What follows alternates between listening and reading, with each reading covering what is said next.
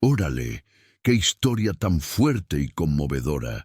Me encargaré de darle ese sabor latinoamericano que necesita, concentrándome en el acento mexicano para que resuene con la autenticidad de Taxco, Guerrero. Usaré expresiones y referencias locales para que el público sienta que está ahí, en las calles empedradas, respirando ese aroma a plata y a secretos. ¿A poco no te has sentido tan solita que juraste que nadie en el mundo veía tus buenas obras? Ese es el dolor de Elena, una madre viuda y endeudada hasta el cuello, que creyó que Dios se había olvidado de ella.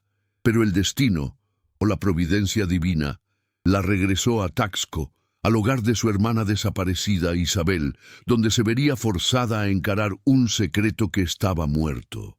Esa casa no estaba vacía. En el silencio de la madrugada, Elena comenzó a escuchar un llanto que venía de las paredes.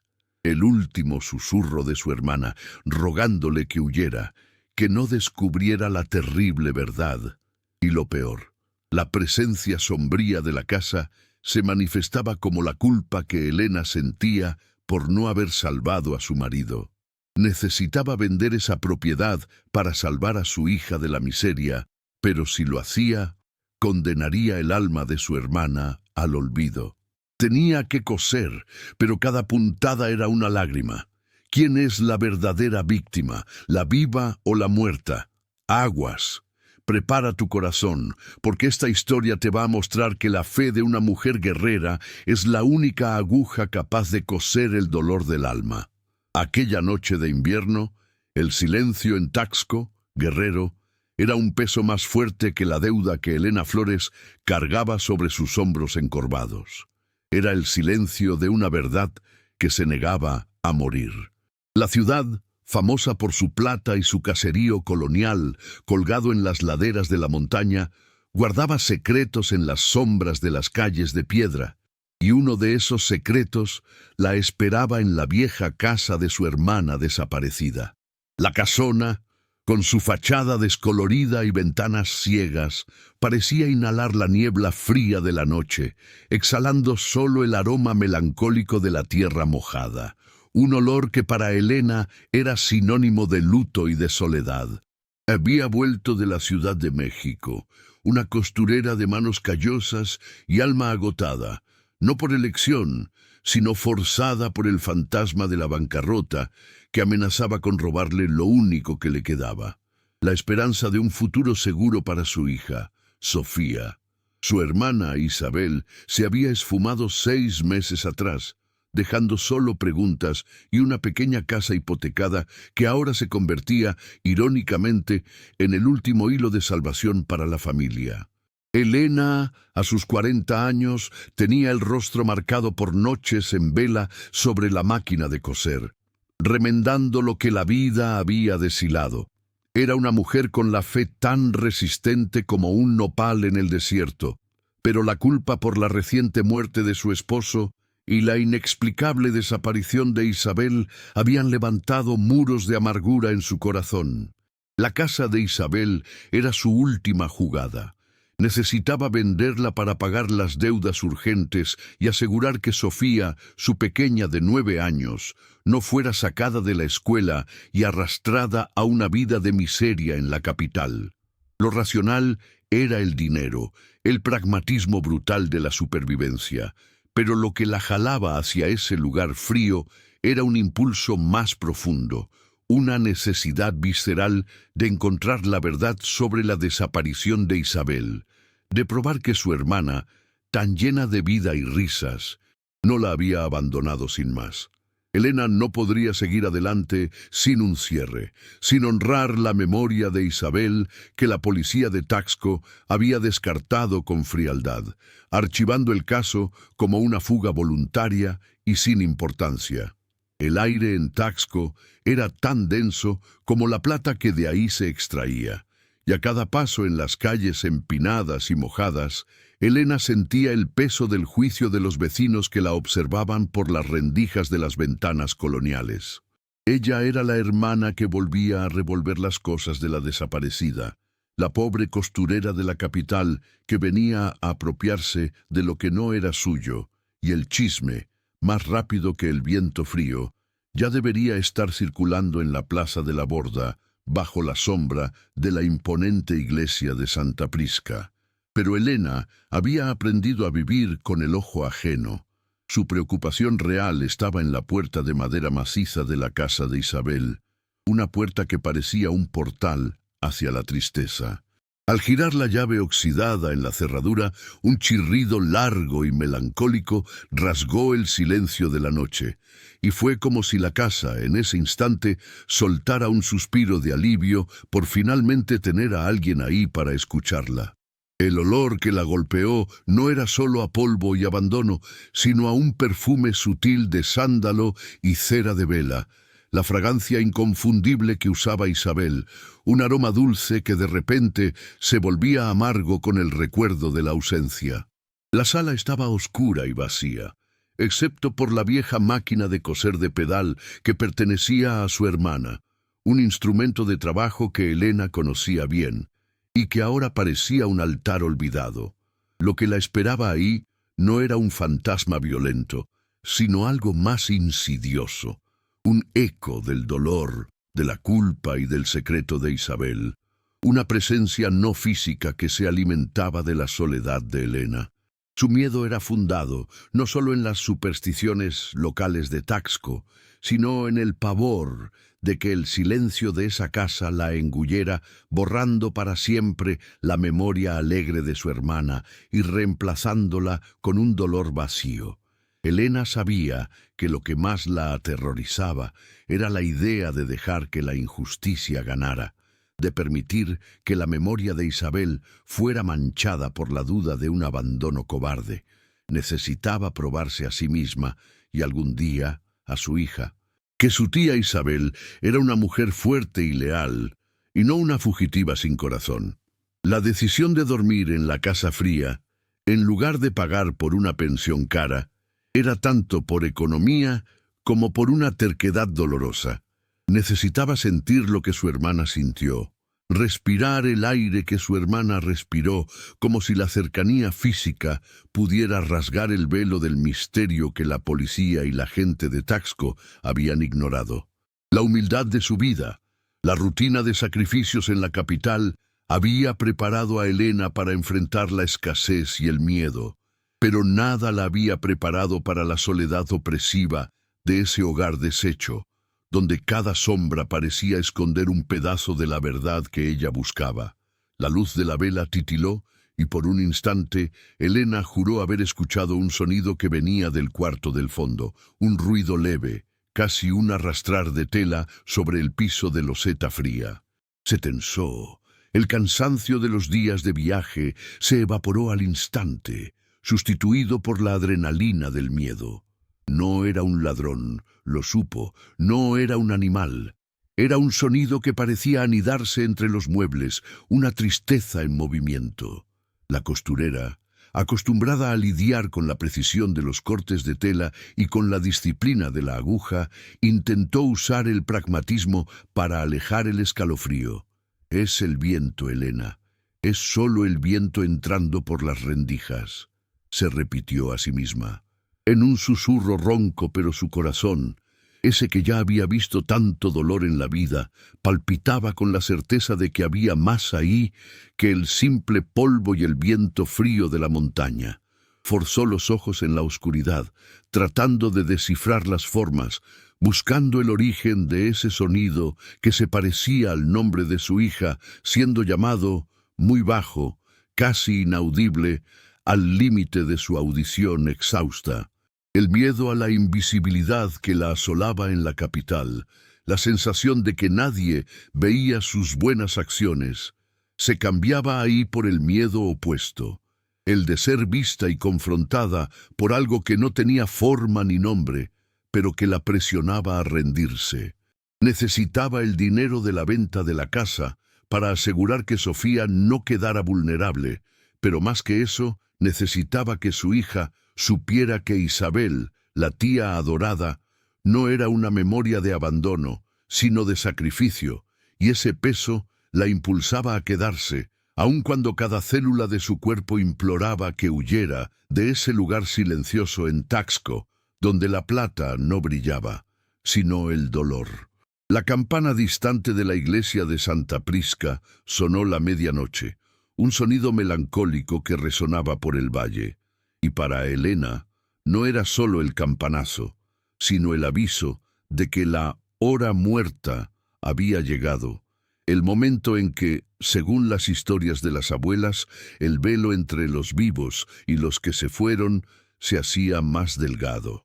Tomó el pequeño rosario de madera que llevaba en el bolsillo de su vestido sencillo, apretando las cuentas con la fuerza de quien se agarra a la última esperanza. No importaba si lo que estaba ahí era un fantasma o solo su propia culpa manifestada en sombras y olores. Ella tenía una misión que cumplir, y la fe era su armadura contra el miedo que la acechaba. Compró esa hacienda abandonada por solo $5. Pero algo sombrío la esperaba ahí. Antes de seguir, cuéntame en los comentarios, ¿de qué país o ciudad me estás escuchando hoy? Y suscríbete al canal para no perderte las próximas historias. El invierno de 1988 era particularmente riguroso en Taxco. Las calles de piedra pulida estaban resbaladizas con la neblina que descendía de las montañas de Guerrero, y dentro de la casa el frío parecía haberse instalado en las propias paredes, abrazando a Elena con un apretón que no era físico sino emocional. La casa era pequeña, una modesta construcción colonial con paredes gruesas de adobe y tejas de barro, típicas de los pueblos mexicanos, y aunque no era lujosa, era el único pedazo de tierra que la ligaba a su hermana Isabel, y al pasado que se empeñaba en no resolverse. Elena encendió una única vela, y la luz parpadeante danzó sobre los pocos muebles cubiertos con sábanas blancas, creando sombras largas y fantasmagóricas que daban al ambiente un aire de velorio perpetuo. El peso de la atmósfera era abrumador, una mezcla de polvo antiguo y un olor persistente a humedad que parecía penetrar hasta los huesos, un reflejo del estado de la propia Elena, abandonada, exhausta y al borde de la desesperación silenciosa. La costurera estaba ahí para hacer lo que creía ser el único acto de amor posible, liquidar el pasado de Isabel para asegurar el futuro de Sofía, su hija.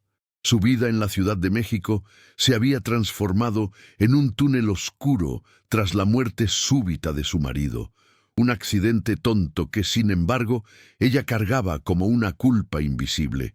Si hubiera insistido menos en el ahorro, tal vez él no hubiera estado en esa carretera. Ahora trabajaba 12 horas al día en un taller sofocante, cosiendo en serie, con el corazón apretado por la distancia de su hija, que estaba bajo el cuidado amoroso, pero frágil, de una tía abuela anciana. La idea de tener que arrancar a Sofía de su ambiente, sacarla de la escuela para llevarla a esa vida de sacrificio, era un terror que le robaba el sueño y minaba su fe resiliente, haciéndola dudar si Dios realmente cuidaba de sus hijos como le habían enseñado en la infancia en el pueblo. Isabel, a diferencia de Elena, había elegido Taxco, la ciudad de la plata y el misterio, para vivir su vida adulta, pero la terquedad y el carácter fuerte de su hermana siempre le impidieron compartir sus verdaderos problemas. Elena recordaba la última conversación, llena de medias palabras y miradas huidizas.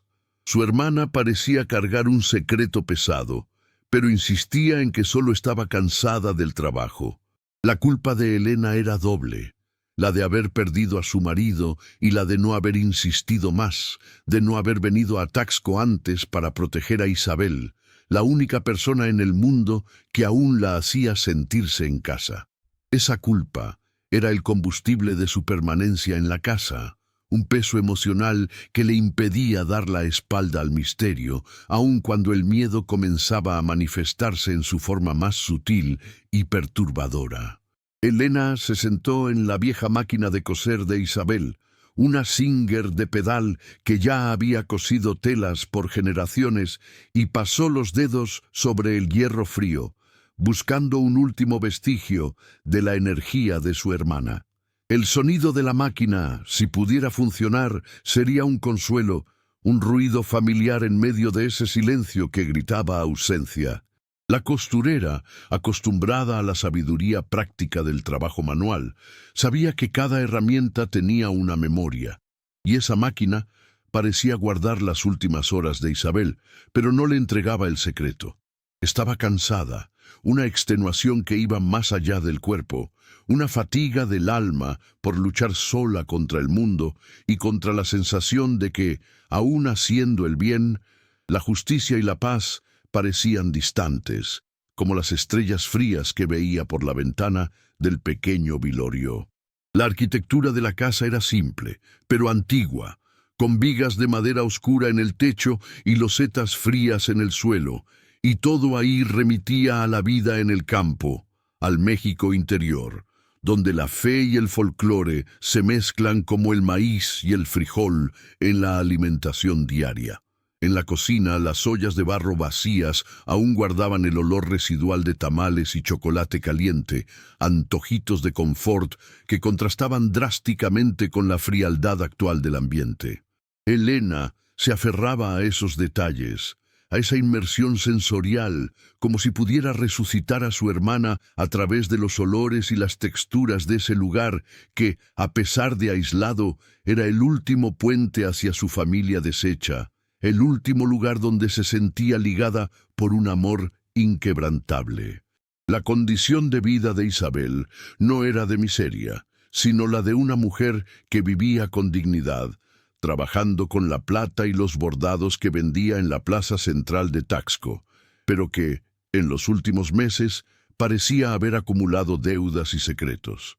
Elena notó que el miedo a la vulnerabilidad en la vejez, que atormentaba a la propia costurera en la capital, era el mismo que parecía haber consumido a Isabel.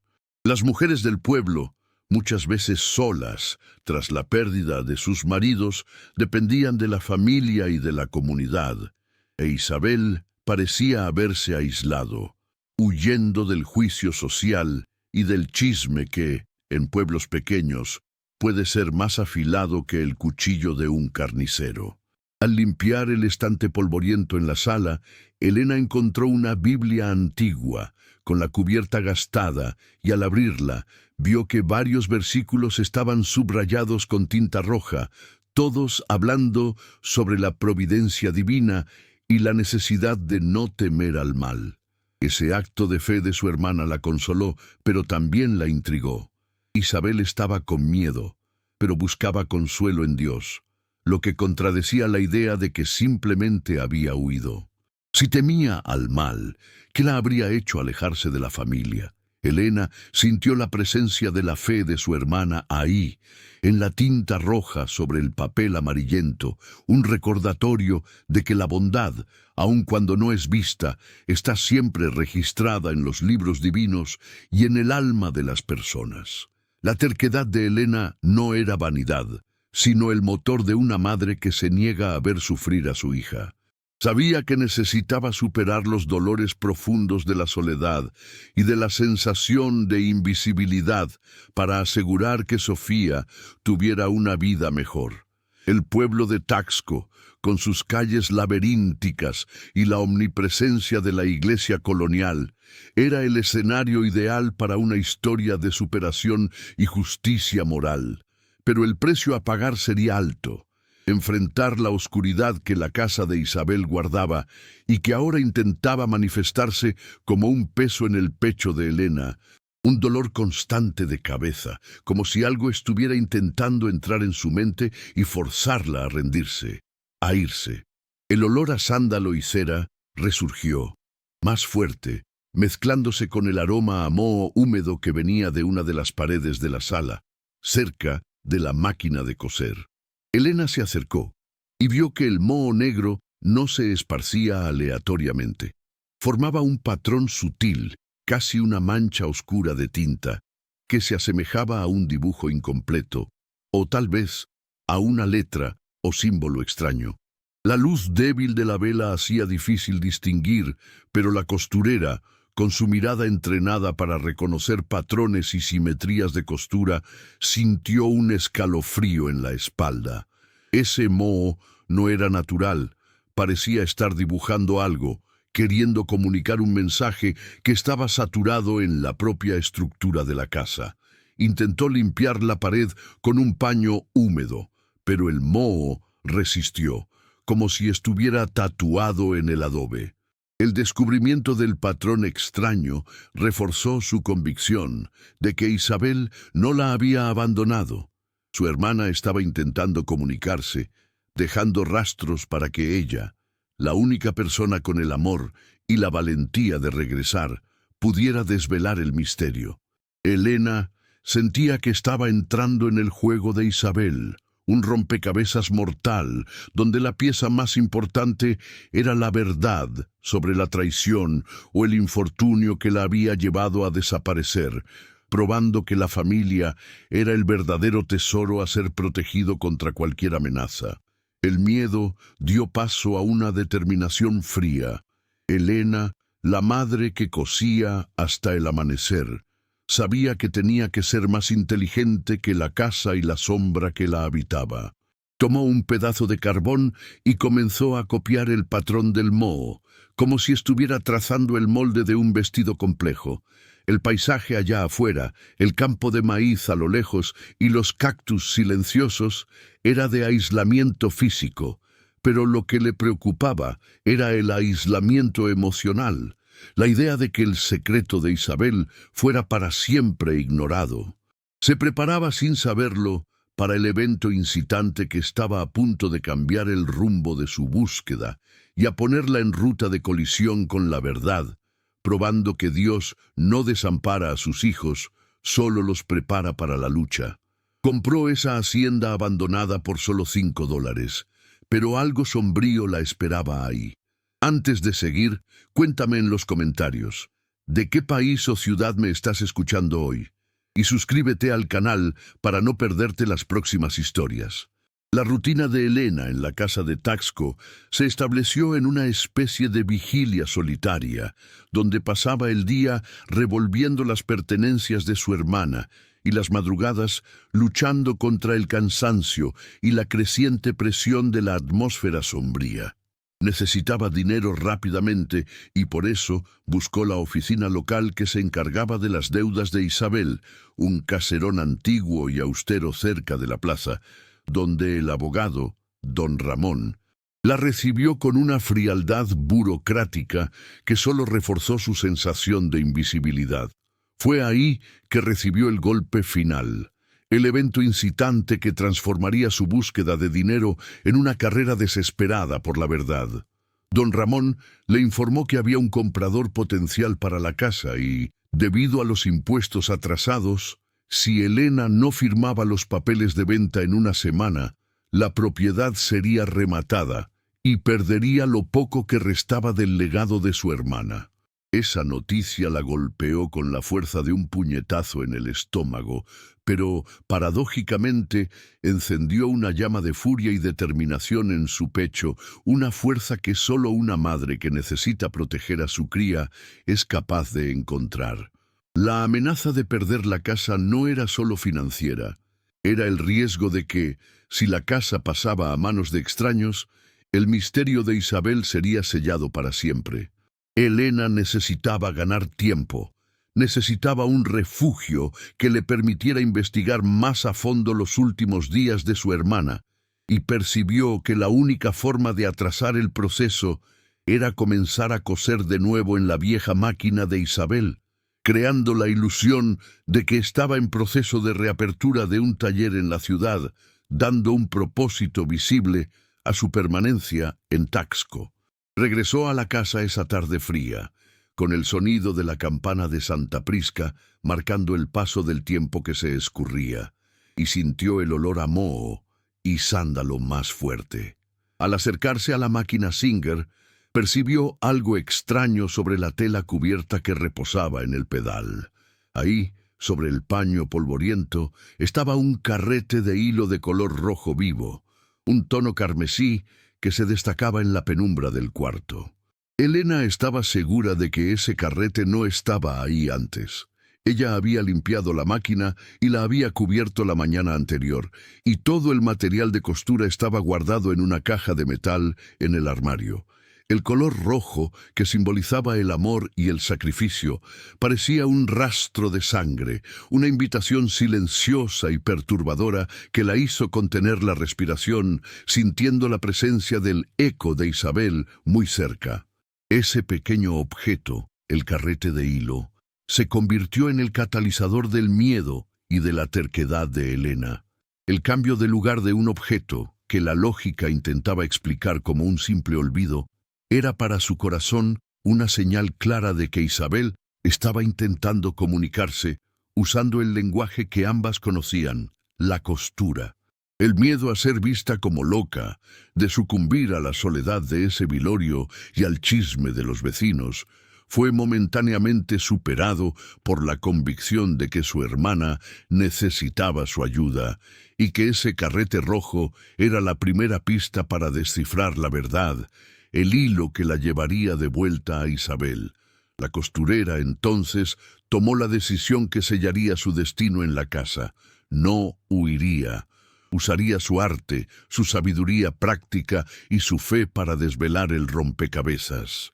Se sentó a la máquina y comenzó a lubricar el pedal y la aguja, sintiendo el hierro frío bajo sus pies. Ese gesto, simple y familiar, era un acto de desafío contra la sombra que la rodeaba. La decisión de permanecer ya no era sobre el dinero de la venta de la casa para Sofía, sino sobre la justicia moral para Isabel, sobre probar que la bondad y la lealtad de su hermana no habían sido desperdiciadas en el vacío. Tomó el carrete rojo, desenrolló un pedazo del hilo y lo pasó por la aguja de la Singer, sintiendo la textura del algodón fuerte entre los dedos callosos. El ruido suave de la aguja perforando un pequeño pedazo de tela de prueba era el único sonido que rompía el silencio pesado, un sonido que para Elena era el único signo de vida en medio de ese luto silencioso. Al hacer eso, sintió una punzada aguda de dolor de cabeza, como si el eco estuviera reaccionando a su acto de terquedad. La presión era física, pero su mano permaneció firme sobre la tela, mostrando que era una mujer valiente que no se dejaría vencer por la ausencia. El peso emocional de sus decisiones pasadas, la culpa que la asediaba, era el mismo miedo que el eco de Isabel intentaba usar contra ella, forzándola a creer que, si se quedaba, algo terrible le sucedería a su hija. Pero Elena, que ya había perdido tanto, sabía que el verdadero tesoro era la familia y la honra. Rezó en silencio un Ave María, pidiendo a Nuestra Señora de Guadalupe, la patrona de México, que le diera la fuerza para seguir adelante. El moho en la pared, que ella había intentado en vano limpiar la noche anterior, parecía haber crecido un poco más, y Elena percibió, con un escalofrío en la espalda, que el patrón del moho ahora parecía estar moviéndose en dirección a la máquina de coser, como si la mancha oscura estuviera siendo atraída por el carrete rojo, el único objeto fuera de lugar. Había conectado accidentalmente dos misterios, el patrón en la pared y el objeto que no debería estar ahí. La máquina de coser, silenciosa durante 6 meses, ganaba vida de nuevo en las manos de Elena, y ese acto de recomienzo, de trabajo y fe, era lo que la sombra de la casa más temía. Elena no estaba solo cosiendo, estaba remendando la historia de su familia, y la tensión creciente la preparaba para el descubrimiento de que el secreto de Isabel era mucho más peligroso e involucraba un esquema de falsificación de plata que la había llevado a huir o a esconderse, confirmando que la justicia divina, a veces, necesita de manos humanas para ser manifestada. Compró esa hacienda abandonada por solo $5, pero algo sombrío la esperaba ahí. Antes de seguir, cuéntame en los comentarios, ¿de qué país o ciudad me estás escuchando hoy? Y suscríbete al canal para no perderte las próximas historias. A partir del momento en que Elena decidió quedarse y usar la máquina de coser, la casa de Taxco dejó de ser un hogar abandonado y se convirtió en un campo de batalla silencioso, donde el misterio y la fe se enfrentaban a cada hora que pasaba. La primera señal clara de que algo la observaba ocurrió en la segunda noche. Después de trabajar por horas en una tela de muestra, usando el carrete rojo encontrado sobre la máquina, Elena guardó el pequeño pedazo de costura y se retiró al cuarto, exhausta. A las 3 de la mañana, la hora muerta, fue despertada por un sonido que no era el viento ni la campana de la iglesia. Era un llanto bajo, melancólico, que parecía venir del centro de la sala, exactamente donde estaba la máquina de coser. No era un grito de terror, sino un lamento profundo, lleno de una tristeza que parecía chupar el aire del cuarto, causando en Elena una sensación inmediata de soledad y aislamiento.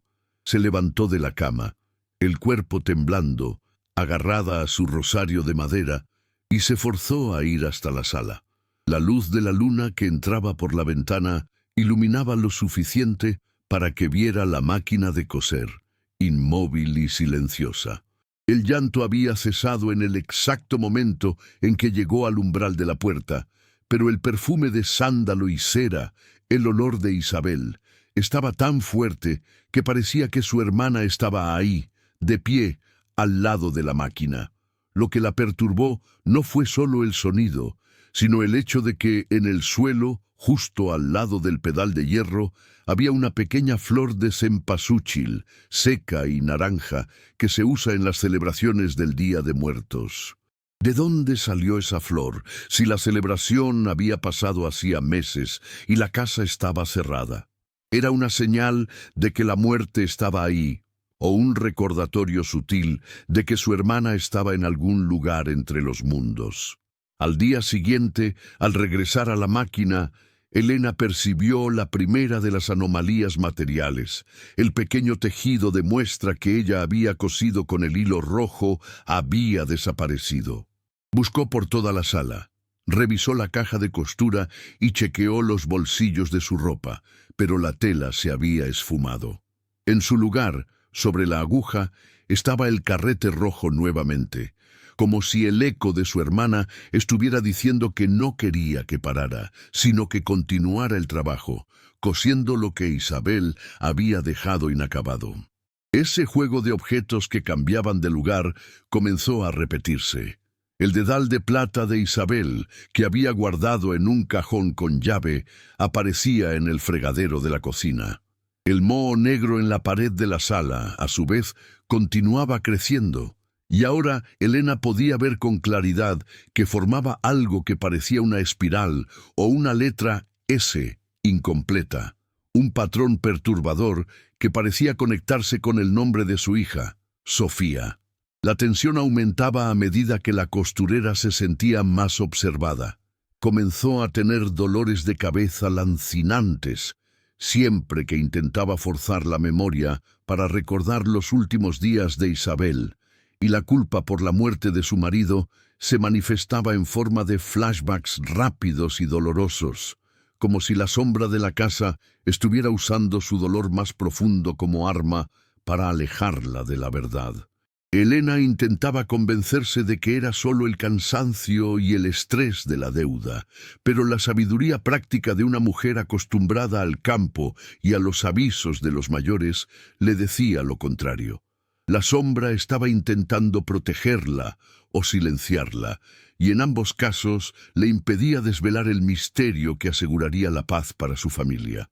Los susurros volvieron, pero ahora no eran solo un llanto inaudible, eran fragmentos de frases, siempre en el pico de su cansancio, cuando estaba sentada a la máquina, sintiendo la soledad aplastante. Parecía el nombre de Sofía o una frase incompleta como «no te vayas» o el cuaderno, y el sonido era tan bajo que dudaba de su propia cordura, lo que era exactamente lo que el eco quería. Elena, que valoraba la humildad y la justicia, temía ser juzgada como loca por el pueblo de Taxco, o peor, que su custodia de Sofía fuera cuestionada debido a su estado mental. El miedo a la vulnerabilidad en la vejez y al juicio social era un cuchillo afilado que la presencia usaba contra ella, forzándola a elegir entre su cordura y la verdad sobre Isabel, lo que ella sabía que era innegociable.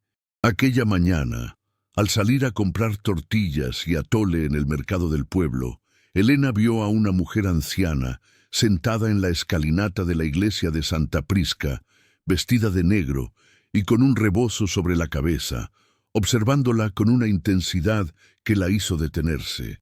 Era doña Chelo, la vecina más antigua del vilorio, conocida por ser una curandera retirada y una rezadora respetada, una figura latina auténtica que tenía la fama de saber más sobre las almas que sobre los vivos. Elena sintió que la providencia divina la había puesto ahí, y con el corazón latiendo fuerte se acercó a la vieja señora, la única ahí que podría ofrecer el contexto y la sabiduría popular que ella necesitaba para entender los signos de la casa de Isabel y probar que la bondad, incluso en medio de la sombra, sería recompensada. Cuando Rosa escuchó ese llanto que venía del sótano de la hacienda, supo que no estaba sola en ese lugar. ¿Y tú? ¿Qué habrías hecho en su lugar? Déjalo en los comentarios. El encuentro con doña Chelo en la escalinata de la iglesia de Santa Prisca fue el punto de inflexión que Elena necesitaba. La intervención de la aliada sabia que rompería la barrera del silencio y del miedo.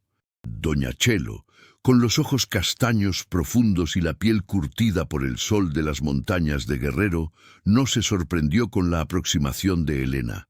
Parecía estar esperándola, como si supiera que la costurera regresaría a Taxco y al misterio de la casa de Isabel. Elena no necesitó contar mucho, solo mencionó el olor a sándalo, el carrete rojo y el llanto en la madrugada, y la curandera suspiró, un sonido pesado de resignación. Reveló, con una voz ronca y tranquila, que Isabel estaba guardando un secreto terrible sobre un esquema de falsificación de plata en la ciudad, una red de codiciosos que manchaba la honra del trabajo artesanal de Taxco, y que eso la había puesto en peligro de muerte. Doña Chelo confirmó la sensación de Elena. Isabel estaba con miedo en sus últimos días, pero su miedo iba más allá de la amenaza humana. «Esa casa», dijo la rezadora, señalando hacia la dirección de la calle empinada donde quedaba la residencia, «no está habitada por un fantasma, mijita, sino por un eco de la tristeza». Isabel estaba con el corazón tan partido por la traición y la necesidad de esconderse, que su dolor se impregnó en las paredes, y ese dolor ahora intenta alejarte, no para hacerte daño, sino para protegerte de descubrir quién la forzó al silencio. Temía que tú y la niña Sofía fueran las próximas víctimas. Esa explicación, que mezclaba la fe y la sabiduría popular latina, tuvo sentido para Elena, transformando su miedo irracional en una determinación pragmática. El enemigo no era un espíritu maligno, sino el dolor de su hermana, y ella necesitaba calmarlo. Con la pista de que Isabel estaba involucrada con el esquema de plata, Elena regresó a la casa y comenzó a revolver el cuarto que su hermana usaba como taller de bordados. La amenaza se intensificó de inmediato. Apenas tocó una pila de telas guardadas en el fondo del armario, sintió el dolor de cabeza aumentar y el perfume de sándalo se volvió insoportable, casi sofocante. Era el eco reaccionando a su cercanía con la verdad. Necesitó de toda su fuerza de voluntad, recordando a su hija para ignorar la presión y continuar la búsqueda. Ahí, en el fondo del armario, bajo un montón de retazos de seda y lino, encontró lo que buscaba: un cuaderno de costura antiguo, con cubierta de cuero gastada, que Isabel usaba para anotar medidas y bocetos de vestidos. Al abrir el cuaderno, Elena vio que, en medio de las anotaciones sobre hilos y patrones de bordado, había páginas rellenadas con caligrafía cifrada números y símbolos que parecían recortes de periódicos antiguos. Era el diario secreto de su hermana, un registro codificado de su investigación y miedo. El moho negro en la pared de la sala, la S incompleta, parecía ahora tener sentido, pues el patrón se asemejaba a uno de los símbolos dibujados por Isabel en las páginas. La escalada del conflicto era evidente. La sombra de la casa no quería que Elena descifrara el código y usó la culpa de la costurera como arma. Cuando Elena intentó copiar la primera página cifrada para llevarla a Doña Chelo, el eco se manifestó de forma aún más clara. Los susurros ya no eran inaudibles, sino voces distintas en su mente, repitiendo incesantemente la frase que la atormentaba. No pudiste salvar a tu marido. ¿Por qué crees que me vas a salvar a mí? La presión era tan grande que Elena tambaleó, las lágrimas de culpa y frustración escurriendo por su rostro exhausto. El miedo a ser vista como loca, el juicio social, casi la hizo quemar el cuaderno y huir, pero la lealtad a su hermana y el deseo de justicia divina la hicieron cerrar los puños y tomar un lápiz. Percibió que la sombra de la casa no era Isabel, sino una manifestación del dolor de Isabel, un dolor que temía ser revelado. El secreto era mucho mayor que la falsificación de plata. Era la traición de alguien cercano. El peligro creció cuando Elena notó que el eco intentaba hacerla romper una de las páginas del cuaderno, una que contenía el boceto de un vestido de bautizo con un detalle peculiar en el escote. Un trabajo de costura que ella sabía que Isabel había planeado hacer para Sofía. Elena usó su inteligencia práctica, escondió el cuaderno bajo la máquina Singer, lo único que la sombra parecía respetar por ser el último instrumento de trabajo de su hermana. La costurera entonces tomó la decisión de usar la única cosa que la unía a su hermana para luchar, la costura. Tomó la tela blanca guardada y el carrete rojo y comenzó a bordar el detalle del vestido de bautizo, siguiendo el boceto en el cuaderno. A cada puntada que daba, la presión en la casa disminuía, como si la acción de honrar el último deseo de su hermana estuviera calmando el eco del dolor. El hilo rojo era su arma y la aguja, su espada contra el miedo y la culpa.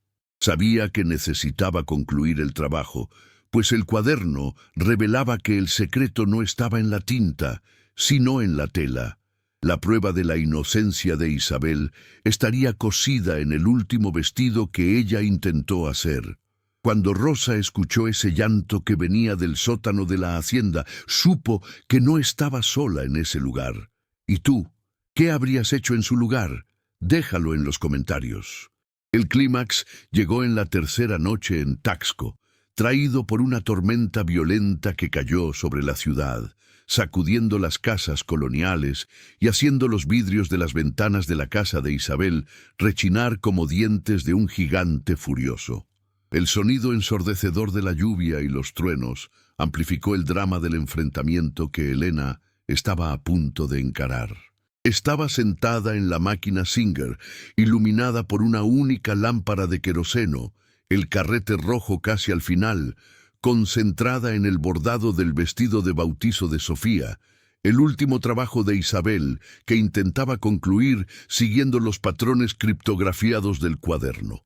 El aire estaba pesado, cargado de electricidad y dolor, y el olor a sándalo se mezclaba con el olor a moho y lluvia fuerte, creando una atmósfera opresiva que era casi insoportable. La costurera estaba exhausta, pero con la mente increíblemente lúcida. Finalmente descifró la clave del código.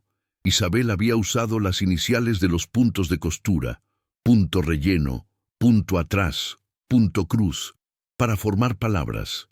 El boceto del vestido en el cuaderno no era solo un dibujo, sino un mapa. Y en el reverso, una confesión de culpa por su propia ausencia, diciendo que había sido forzada a alejarse para proteger a Elena y principalmente a la pequeña Sofía, por haber descubierto la identidad del jefe del esquema de falsificación de plata. alguien muy respetado en la ciudad. La revelación golpeó a Elena con la fuerza de un rayo, pero antes de que pudiera coser la última puntada, la presencia sombría se manifestó, decidida a impedirle concluir el trabajo y sellar la verdad. El eco del dolor de Isabel, que se había manifestado como presión y susurros, ahora se materializó en una sombra densa, que se levantó del rincón de la sala, cerca de la mancha de moho. La sombra no tenía rostro, pero Elena podía sentir la tristeza y la súplica desesperada que emanaba de ella. La voz, que antes era un susurro, ahora se volvió audible, un lamento femenino y familiar que rasgó el ruido de la tormenta. «Vete, Elena, te lo ruego, quema el cuaderno, no puedes salvarme, vete, o tú también vas a dejar a Sofía sola». La sombra extendió una mano distorsionada, pareciendo querer tocar la aguja de costura, implorando que Elena huyera para no enfrentar el destino que Isabel había enfrentado. El dilema central de Elena se materializó ante ella: ceder al miedo, huir de la casa y salvarse a sí misma y a Sofía de la amenaza física, pero condenar la memoria de Isabel al misterio y a la vergüenza de un abandono cobarde, o usar la aguja, su única herramienta, para honrar a su hermana y exponer la verdad, enfrentando el pavor de ser vista como loca o de ser la próxima víctima. La sombra se agitaba. Los dolores de cabeza de Elena volvieron con más intensidad, y sintió la culpa por la muerte de su marido intentar dominarla, paralizando sus manos.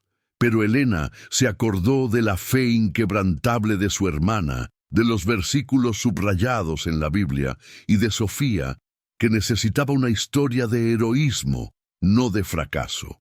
Con una valentía que solo las madres guerreras poseen, Elena agarró el rosario en el bolsillo, cerró los ojos y dijo en voz alta, superponiéndose al llanto de la sombra: «No te voy a abandonar de nuevo, Isabel. La verdad va a ser cosida». Abrió los ojos y, ignorando la presión física y el grito de súplica, dio la última puntada.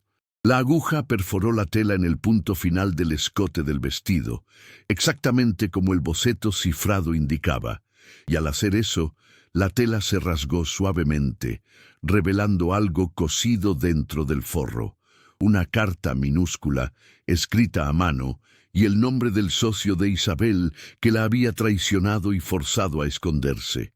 En el instante en que la carta fue revelada, la sombra en la sala soltó un suspiro largo, que no era de dolor, sino de alivio y gratitud. El olor a sándalo se volvió dulce nuevamente, la presión disminuyó y la sombra se disipó en el aire como niebla de la mañana. El llanto cesó. El eco del dolor de Isabel había cumplido su misión. Intentó proteger a Elena, pero al ver a su hermana concluir el trabajo con lealtad, permitió que la verdad fuera revelada. Elena sostuvo la carta, las manos temblorosas, pero el corazón en paz. La aguja y el amor fraternal habían vencido el miedo. Cuando Rosa escuchó ese llanto que venía del sótano de la hacienda, supo que no estaba sola en ese lugar. ¿Y tú, qué habrías hecho en su lugar? Déjalo en los comentarios. Con la carta de Isabel en manos, el silencio que siguió al clímax ya no era opresor, sino un alivio profundo, como el aire fresco que entraba en la casa después de la tormenta. Elena, sentada a la máquina de coser, leyó la carta bajo la luz tenue de la lámpara. Isabel había descubierto que su socio, un hombre influyente en el comercio de plata en Taxco, estaba falsificando piezas y usando su nombre para encubrir el esquema. Al confrontarlo, él la amenazó y ella huyó no por cobardía, sino para esconderse en un vilorio remoto en las montañas de Chiapas, dejando atrás el vestido y el cuaderno como su último testamento. No quería que su ausencia manchara la honra de la familia o pusiera a Elena y Sofía en riesgo, lo que probaba que la lealtad entre hermanas era más fuerte que el miedo y la ausencia, transformando la maldición en una bendición de verdad. La primera consecuencia inmediata fue el fin de la culpa que la atormentaba. Elena no había fallado en salvar a Isabel.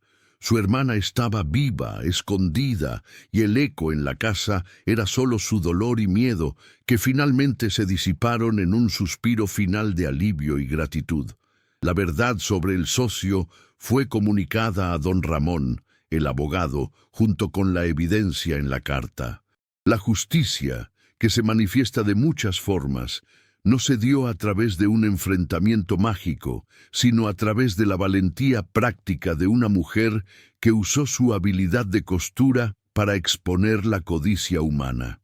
El socio de Isabel fue investigado por las autoridades y la red de falsificación de plata fue desmantelada, probando que Dios no desampara a sus hijos y que la bondad de Isabel fue recompensada con la protección y la honra. Elena no recuperó a su hermana físicamente en ese momento, pero recuperó su verdad y, más importante, su paz. No necesitó vender la casa a la carrera.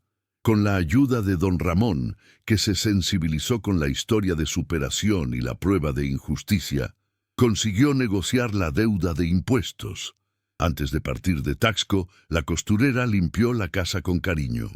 No solo lavó el polvo, sino que fregó el moho negro de la pared, que sin el dolor y el miedo de Isabel para alimentarlo, se deshizo en polvo, dejando solo la pared de adobe limpia. Limpió la máquina Singer, dejándola lista para cuando Isabel pudiera regresar, transformando el lugar de luto en un altar de esperanza y memoria, honrando el verdadero tesoro de la familia. Elena regresó a la Ciudad de México, ya no como la costurera exhausta y endeudada, sino como una mujer valiente, renovada por la providencia divina y por la certeza de la lealtad de su hermana. Usó el poco dinero que consiguió ahorrar y la pequeña cantidad obtenida por el reembolso de parte de los impuestos para alquilar un pequeño taller en la capital y abrir su propia sastrería. El taller era sencillo, pero lleno de luz y esperanza. Ya no trabajaba en la oscuridad, sino bajo el sol de la mañana, cosiendo para sí y para Sofía, a quien pudo mantener en la escuela, asegurándole la estabilidad que la casa de Taxco, irónicamente, había proporcionado a través del misterio. El vestido de bautizo, el último trabajo de Isabel, fue concluido por Elena y guardado como un tesoro sagrado, un símbolo de que la lealtad y el amor fraterno no mueren, solo se transforman en fuerza. Mantuvo contacto con doña Chelo, la curandera, que la informaba sobre las noticias de Taxco y que confirmaba lo que ella ya sabía. El bien siempre vence al mal. La lección moral era clara. Aun cuando te sientes invisible y solo y el dolor te rodea, la bondad vale la pena y la familia es tu mayor fortaleza. Elena enseñó a Sofía que la tía Isabel era una heroína, una mujer guerrera que había luchado por la honra, asegurando que el legado de amor y valentía fuera transmitido a la próxima generación. La historia de Elena se esparció por los pueblos. Un susurro de que la fe y el trabajo manual de una mujer humilde habían traído justicia a una ciudad dominada por la codicia. El destino de Isabel aún era un misterio a resolver, pero Elena sabía que el reencuentro sucedería en el tiempo de Dios y que el amor las guiaría. Estaba curada de la culpa, libre del miedo y lista para vivir en paz, probando que la esperanza es lo último que se pierde. Si esta historia de amor y lealtad tocó tu corazón de mujer guerrera, compártela con alguien que necesite escuchar que la bondad siempre vale la pena. Y suscríbete para continuar esta jornada conmigo.